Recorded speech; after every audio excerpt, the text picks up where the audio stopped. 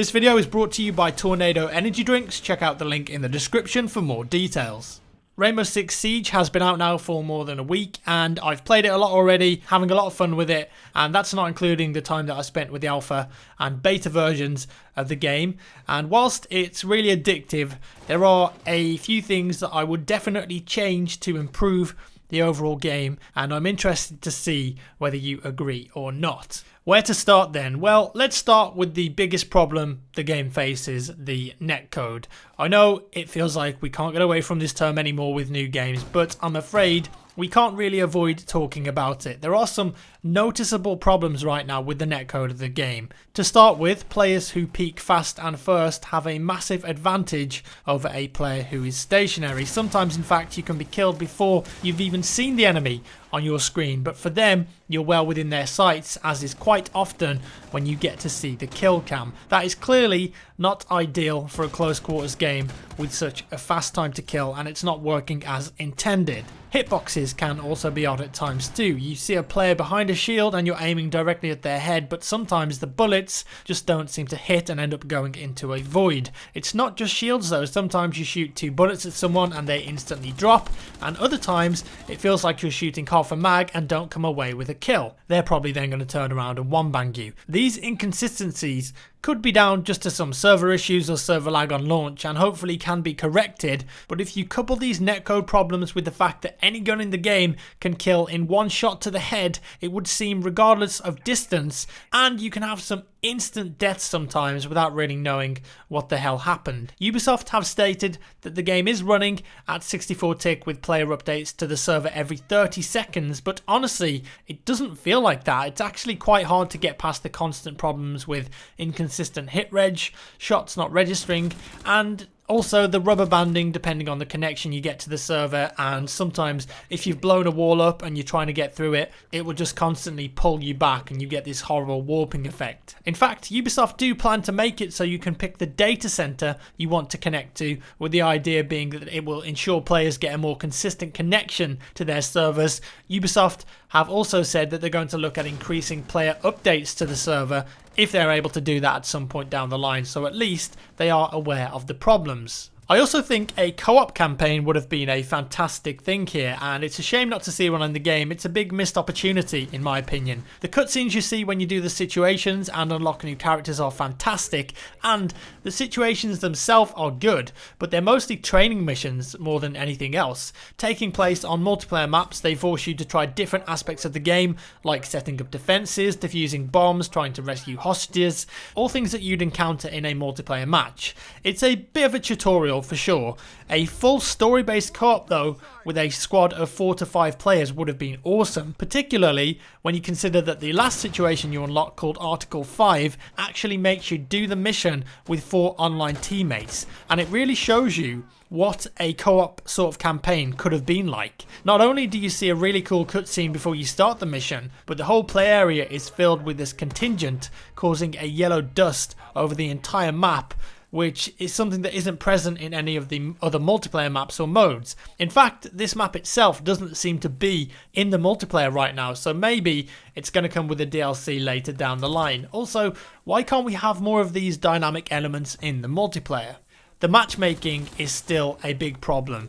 Now, during the last beta a week ago, there were some serious issues with it, but to Ubisoft's credit, they made some changes and got it working. On launch, it did work, but there are still some problems that haven't been ironed out. Numerous occasions of being thrown back to the menu, joining games without friends despite being in the same party, being in a game and just suddenly being disconnected for no reason, and good luck. If it's a ranked game, that means there's no way to rejoin if you get kicked out. At least not all the time. Some people will get the rejoin option when they're kicked out, but it doesn't work all the time, and some people will randomly disconnect from a ranked game, and when they try to get back, it instantly tells them that they've abandoned the match and have no way of rejoining, and sometimes you even get a penalty for this. Since this was working in the beta, there's clearly something wrong here that needs to be fixed. It's pretty frustrating to be kicked out and then told that you can't play for another 20 or 30 minutes through no fault of your own. There's also the floaty man bug, where if you're in a party, sometimes you'll try and join a game and it happens, or if you quit a game when you're in a party, you'll all get thrown onto a screen with a tactical looking dude, smoke in the background, and then just a camera floating around. The only way to get out of this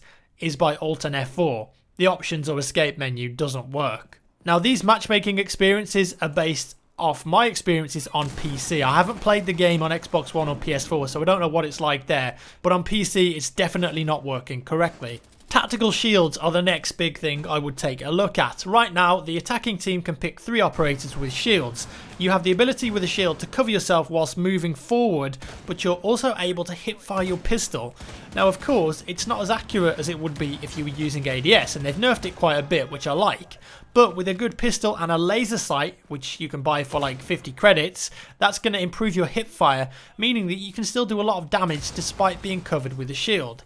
Right now, if you want to ADS, you actually lean over the top of the shield, which is fine, but I think that should be the only way that you can fire. You stay hidden behind the shield like normal, but if you want to fire, you have to ADS and lean over and expose part of your body. This would make team play that bit more important, and making sure that the shield players were used as they should be, as a support class to assist teammates getting into objectives. There's also a valid tactic in Rainbow Six Siege where you rappel down the roof in front of a window, change your stance so you're upside down, and then peek the window from upside down. It basically means that you're practically hidden, but you can see the enemy most of the time before they can even see the top of your head. I love the idea that you can change your stance and it's really cool, but because of how the guns work in Rainbow Six Siege, they fire from the character's eyeballs rather than the gun model, and because of that you've got yourself a nasty head glitching problem that plagued games like BF3 and BF4 for ages until they fixed it. I'd like to see the map rotation be a bit more consistent too.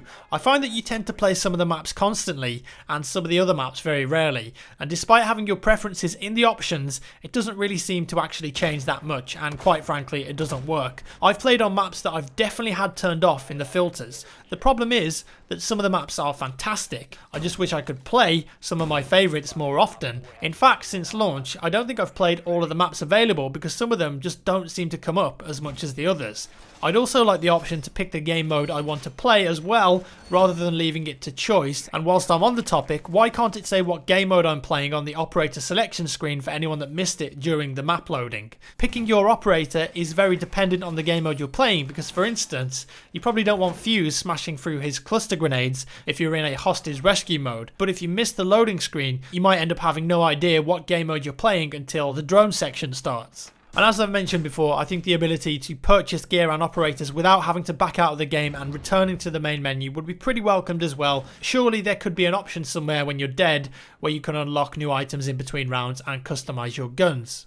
Okay, moving on, so a couple of operator tweaks next. Kapkan has a nice little tripwire ability, but I think at times it's a little bit too obvious. Maybe his tripwire could be more infrared rather than a very red visible laser. It would require players slowly breaking away at barriers and using their drones effectively to navigate through buildings. Also, Mute's jammer needs to be right next to a door or window to block explosives and other items from being put down. The problem with this is that there's a gap in the bottom of the door, so the jammer can easily just be shot at because it has to be placed right next to the door to be effective, completely negating its benefit. Players can just go prone, see the jammer, shoot and proceed to plant the charge. I think you should be able to put it further away or on a wall, for example, rather than underneath the door, which would make it just that much more effective. It would force players to use Twitch or IQ to disable or identify enemy electronics, or even Thatcher to use his EMP grenades. As well, what about making the outdoor camera locations random, or maybe have a pool of 20 to 30 locations they could possibly spawn? Have set locations on each map, but every round they're put in random positions just to ensure that players don't go straight to the cameras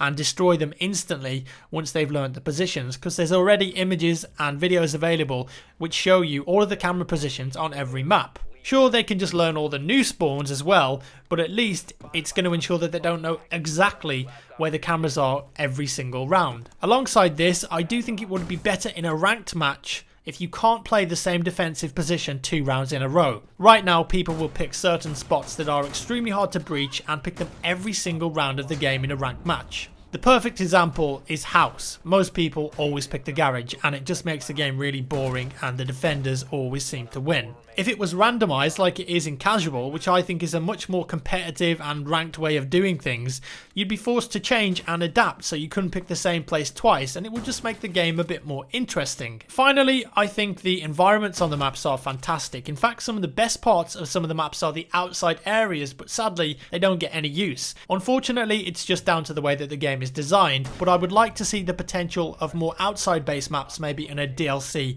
further on. Attacking some outdoor camps or jungle environments would be pretty interesting and make for some less claustrophobic gameplay. So finishing up, lots of feedback there, and overall I do like the game. I think it's got this addictive just one more round element to it despite all its flaws, because when it works incredibly well in terms of its mechanics, and hopefully the main netcode and matchmaking issues can be sorted, because the game is still a lot of fun and has the potential to be an excellent game with a long lifespan. Even with some glaring bugs right now, like defending players being able to exit the building before the round starts and kill the attacking team in their spawn, it's not ideal. And that's all for today, guys. Let me know your thoughts on Rainbow Six Siege down in the comments below. If you've played it, what do you think? Have you had any big matchmaking or netcode problems, or has it been pretty smooth sailing for you? Let me know down in the comments below. As always, thank you for watching, guys. Give me a thumbs up if you enjoyed the video, thumbs down if you didn't, and I'll see you in the next one.